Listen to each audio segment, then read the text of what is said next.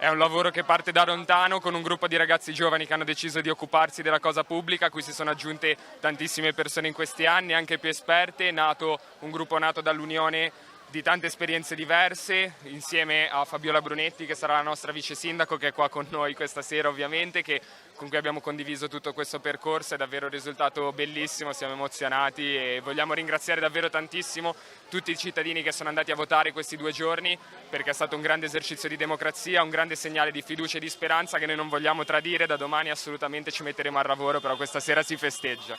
Quali sono le cose che vorrete fare subito, comunque qualcosa che magari potete portare subito in porto? Beh, naturalmente intanto vogliamo portare avanti ciò che era stato preparato, non arriviamo per distruggere niente di quello che è stato fatto, anzi vogliamo cercare di migliorare a partire da subito dalla cura della città e dalla cura dei cittadini. Dalle proposte che abbiamo fatto nel nostro programma sono tantissime e da domani ci metteremo subito al lavoro per portarle avanti. Ma sapevamo in realtà che dopo 2 mandati di governo una riconferma sarebbe stata difficile, per cui questo noi lo sapevamo e lo avevamo ben chiaro.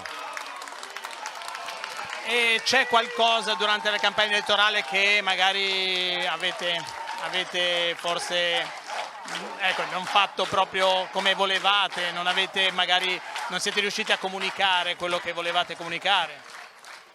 Ma credo che ci fosse voglia di cambiamento e prendiamo atto di questo desiderio della città. Ci dispiace ovviamente perché è una sconfitta netta, senza alibi,